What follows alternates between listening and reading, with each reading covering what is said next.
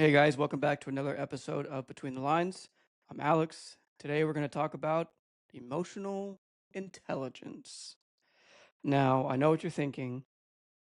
Actually, I don't know what you're thinking. I'm not a mind reader. Emotional intelligence is a really big deal in the leadership community. A very big deal because it's one of the most um,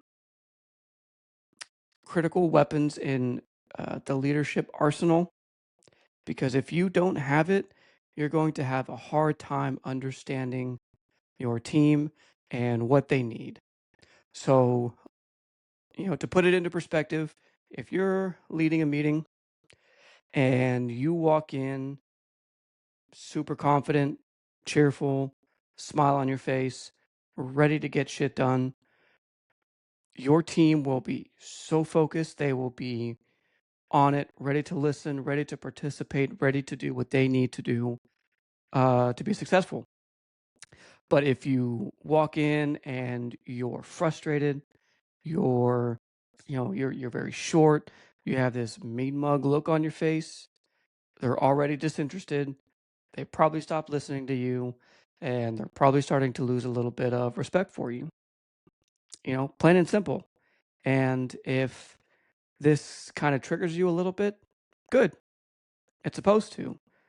This is designed to make you think about yourself and to honestly question and understand, am I doing this right? Am I, you know, am I utilizing what I've learned?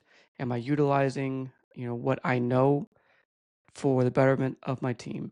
And emotional intelligence is a very, very, very big characteristic that every leader should have and should work on. And by no means is anybody perfect at this. We are all human. We all get frustrated. We all have our days.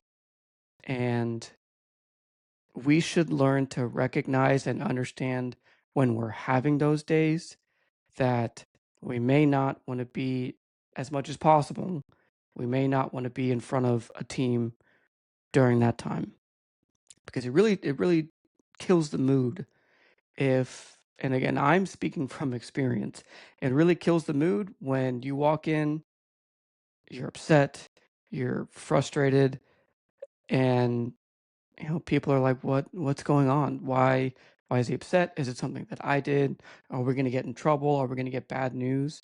It really just starts to decline everybody else's engagement and things. And we've all heard the term read the room, right? And we need to learn and understand that reading the room is what's going to help us win our team, win over their emotions, win over their trust and respect. While I was on the USS Eisenhower, Mighty Ike, Greater Each Day, uh, it's a floating city, basically. Aircraft carriers are floating cities. And, everything is just all on, all the time. Everybody's engaged, everybody's working. Flight line is working 24/7. So you're genuinely in a very fast-paced, um, high stress environment 12 hours of the day because we work 12 on, 12 off, 7 days a week. And I remember working night shift and leading junior sailors. Again, I was new to the leadership game at this point. I really haven't had a whole lot of experience with it on a boat or in a setting like this until I was leading night shift. And before every shift, we have to go to uh, basically an office where we have to brief the leaders of basically what we're going to accomplish for that day. So we say, hey, we have X amount of work orders that we need to fulfill. I'm going to utilize my team to work X, Y, and Z, and then we're going to tackle this, and then we should have all of these boxes checked by the end of our shift. So, and I remember one specific time I had, I had read aloud, what my day shift counterpart had passed down to me. I said, this is what they accomplished. Here's what we still have to do, and here's what we're going to accomplish. And I remember just getting reamed the fuck out. And I could not understand what it is that I did, what it is that I said. I got no feedback, and you don't want to be that guy like, why the hell are you yelling at me? Big no. So instantly my mood was killed. My mood was just shit. I was like, man, fuck this guy. I don't know what he's yelling at me about. My day is already fucking ruined. And after all that, and I went back to my work center, I was pissed. I was frustrated. And I could feel before I left, because I went to the work center first. Before I left, I was in a good mood. I was ready to go. I was ready to get some shit done. And, the team was like that. And I went to that meeting. What happened. I came back in just a terrible mood. And then I could just see everybody else's moods change. And I realized, I was like, holy shit. That's wild. Being in charge of these people, the way that I feel, carries over to them. It bleeds over to them. So when they say emotions are contagious, it's true. It's true. So I think when you're leading people, when you're actively engaging with people either one-on-one or in a team, recognizing, having some self-awareness of your attitude, the way you're talking to people, your emotions, because some people, yours truly included, you can very, very easily tell when I'm in a good mood or when I'm in a bad mood. But I think having that self-awareness is, when you learn how to use it correctly, can do so many wonderful things for you as a leader. Case in point, if you have an employee who is just a rock star like 90% of the time, and you notice, throughout the week, you notice they make a little bit of mistakes. They are a little bit slow to do the things that they're tasked with, or they're kind of just lackadaisical, and just they're not being themselves. Having emotional intelligence means you recognize that this person is not acting or behaving in their usual manner, and then take that a step further, doing something about it. It's walking up to that person and recognizing, hey, I noticed you're a little off your game, man. Is something bothering you? Is there something in your head? Is there something you want to talk about? And 9 times out of 10, most people open up, especially with me, recognizing that most people open up and like, man, I just I had a really big fight with my spouse last night, or me and my girlfriend broke up, or whatever it is. And it's like, damn, man, that sucks. And being personable with them, talking to them about, hey, man, I've been in that situation before, man. If you need to, go take a walk, go clear your head, go clear your mind, take a break for a little bit, and then when you're ready to operate in a good space, come back. Let's get today over with. Let's get the job done. But simply understanding and recognizing when somebody is just not themselves, it shows your team you care. It shows your team that this person is actively engaged in my life, in my emotions, and and how I'm behaving, reacting. It builds up trust with them. There's no other way to put it. It builds up the trust that the team has in you. And I think the more we learn to understand that, and the more we practice that and experience it for ourselves, the easier it is to recognize. You know, and it sucks because most leaders, maybe they recognize something's going on, but they ignore it. And they ignore it until it's too late, or they ignore it until it's time to do like a performance review. And instead of recognizing it in that instant or when it's fresh and doing something about it, we witness it, we ignore it, and the team member gradually just gets worse and worse and worse until it's time to, you know, do whatever performance-based reviews that, that everybody else does. And then just saying, man, like you've really gone to shit, dude. Obviously you wouldn't say that, but you started off here and you're consistently underperforming, you're constantly late, you're in a bad mood, and all the while, all it should have taken was you recognizing it a couple months earlier and doing something about it and helping that person out. Because maybe they needed a leader that could recognize I'm in a bad spot.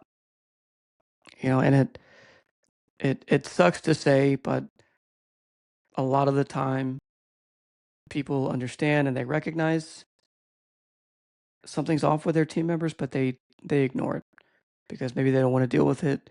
Maybe they don't know how to deal with it. It's an uncomfortable situation for them. But you being uncomfortable in a situation should not deter you from actively engaging with your team members. It simply should not. And in fact, grow up because you're going to have to do it eventually. You're going to have that hard conversation eventually. But having those hard conversations builds up your experience as a leader, and it also makes it just a little bit easier to deal with it whenever we're put in those situations again. Um, catching it early is definitely the way to go, because like I mentioned before, when it's too late, it genuinely is too late. Maybe you're at a point where you have to let somebody go, and all it could have taken was you having a conversation with that person from the get-go. But your tone definitely sets the mood for everybody, for anybody and everybody who works with you, who works in close proximity with you.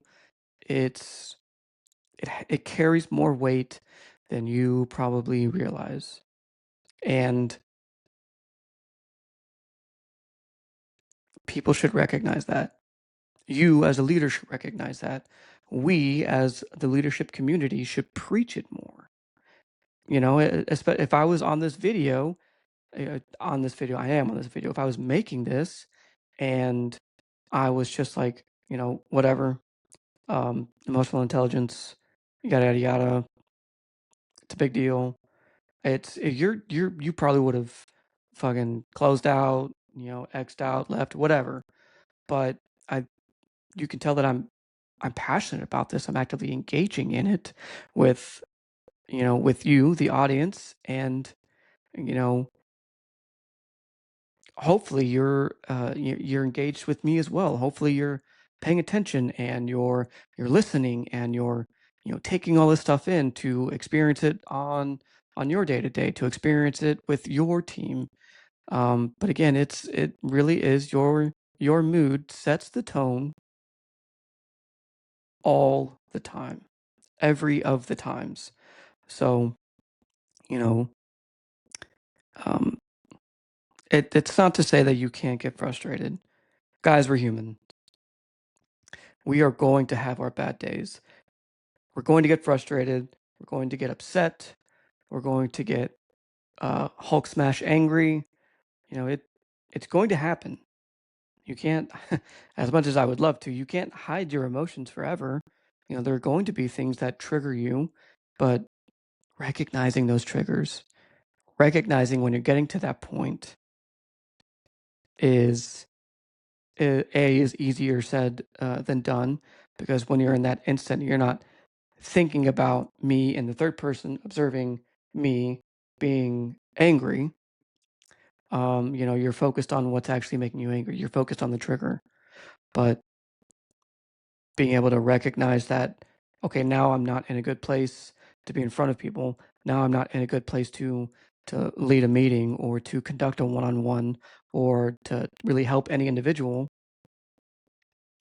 That takes strength and discipline. That takes a lot of time and experience to understand yourself, to understand your triggers, and to understand when you need to walk away. And I think for some leaders, they use that trigger to, you know, to be the boss in charge, to get shit done, to be like, look at me, I'm calling the shots, just do it, don't ask questions. And boy, howdy, is that going to backfire on your ass. Just being very honest. Nobody likes that person. Nobody respects that person. And you're gonna it's going to be so hard for you to come back from that if you continuously let those emotions show. If you continually allow that part of you to actively drive the decisions that you make. So everybody needs to be mindful of that, because if your team has to walk around eggshells, walk on eggshells around you, they're not the problem. You are the problem. Plain and simple. A leader should be someone who people feel comfortable approaching you. They feel comfortable to have a bad day. They feel comfortable to address you, to ask you questions, to seek your guidance, to seek your advice. They should feel comfortable with you. But when they're not comfortable with you, you need to take a serious look in the mirror, because, again, it's not them, it's you. You need to recognize yourself in that moment, or you need to recognize, you know, um, the last few months, the last few years of how are you carrying yourself? How are you presenting yourself to your team? Are you in a bad mood most of the time? Are you frustrated most of the time? Or are you in a good mood most of the time? Or are you, you know, um, pumped? Are you excited? And it happens in reverse, guys. If you're if you're usually an excited person, if you're usually, Mr. Let's go get 'em, or Mrs. Let's go get 'em, if 90% of the time that's you, when you have those bad days, you'd be surprised. You'll have team members approach you like, "Hey man, are you okay? Is there something going on?" They try to help you in return. It's reciprocal. Um, and that truly that truly makes leadership worthwhile, is when you have that bond and that trust between your team of they're comfortable, you with them and them with you. They're comfortable with the environment that you're creating for them. Um, it makes a world of difference for yourself and for everybody that you're actively engaging in every single day. But you know, um, reading the room, having self-awareness, situational awareness, being able to recognize your triggers, emotional intelligence encompasses all of that. You know, it again, it's one of those things that I can preach it all day long, but if you don't experience it, you really won't understand what it is I'm trying to say, or what I'm talking about. And what I'm trying to say is go out there and experience it. I'm not saying go out and just be an asshole to people and, try to poke the bear just to see how people react and how people change. But take a step back, try to figure out, am I in a good mood or am I in a bad mood? Am I frustrated? Am I pissed? Am I happy? And then try to adjust, walk into your team setting, if whether it's a conference room, out on the shop floor, you know, just amongst people, and just try to gauge their reactions and try to gauge their emotions when they see you and you're in a good mood. 9 times out of 10, they'll reciprocate it. It'll show. They'll be engaged. They'll smile. They'll talk with you, and once it happens and you realize it, that's when the epiphany. That's when the epiphany starts. Um, you know, don't don't try to be that overbearing asshole that that tries to use anger and frustration to get what you want, because it's going to make things a hell of a lot harder for you in the end, to be honest. Um, I forgot what that saying was. You catch more bees with honey than flies. You catch more bees with honey than vinegar. You guys get what I'm trying to say. Um, be sweet like honey. I guess that doesn't make sense either. I am terrible with the metaphors today. But you guys get the point, right? You guys get it. Check yourself before you wreck yourself, homie. It's it's really, gosh, I don't know. I don't really know how to explain it any other than emotions are contagious, and we need to recognize that in ourselves, in our team members. We need to learn to recognize emotions, and we need to learn to recognize when we see those emotions, what we need to do about them. Do not do not ignore your team members who are having a bad day, or who are kind of slipping, or who are just, they seem to be going down like a slippery slope. Don't ignore that. Recognize that. Do something about that. Because yes, it's going to hurt them, but it's also going to hurt your team. When you have an underperformer who's genuinely probably not trying to do that on purpose, but maybe something's distracting them. Again, there could be a multitude of reasons of why somebody's behaving the way that they are, but have the conversation with them. Be open, be honest, be transparent with them, and you'll really start to see that when you recognize it and you do something about it, the trust between you and your team members is going to skyrocket. It's going to get stronger, and you'll notice you and your team are going to start to win, and it's going to show. It's going to outshine, but then your team members will also learn to do that for when they're in the position of being a leader.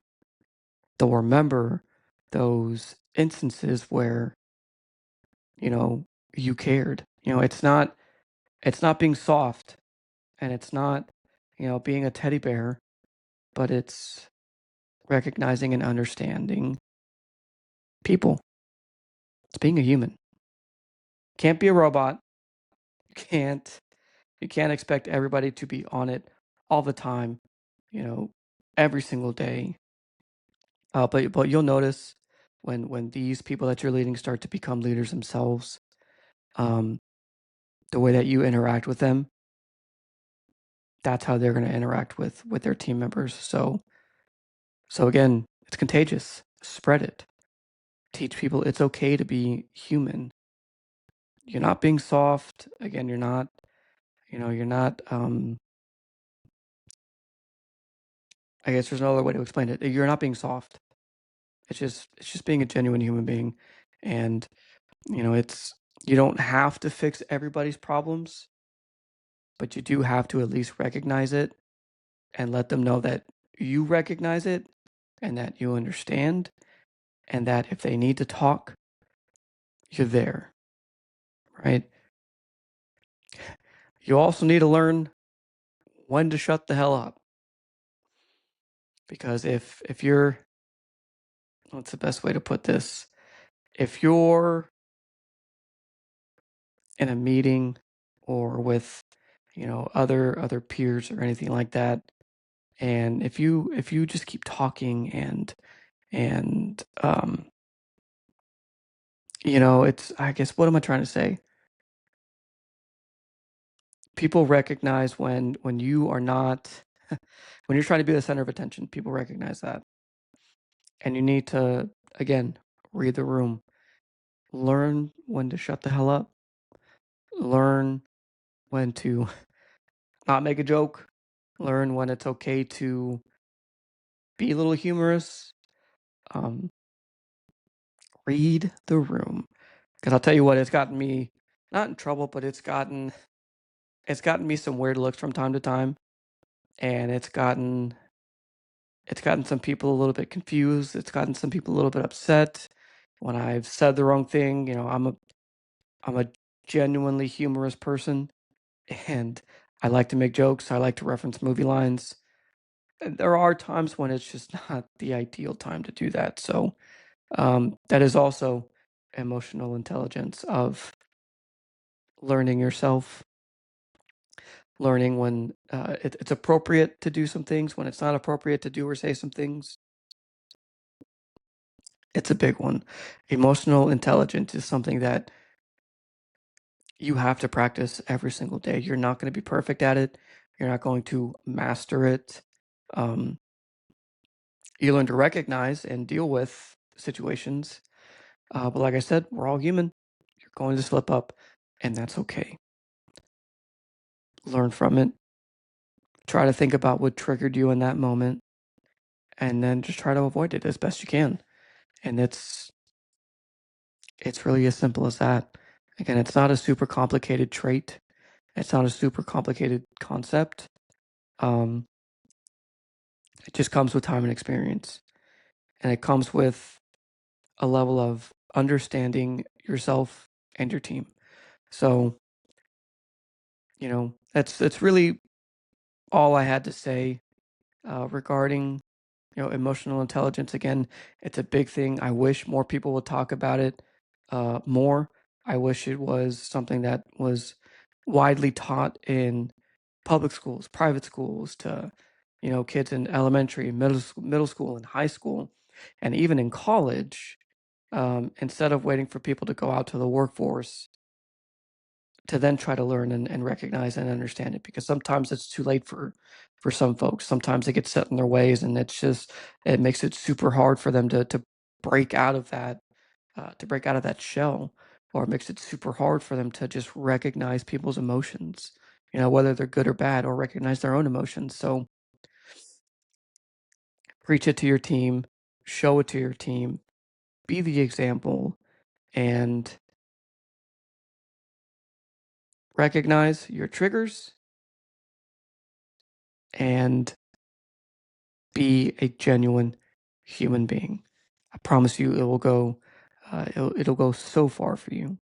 So, that's all I have to say for today.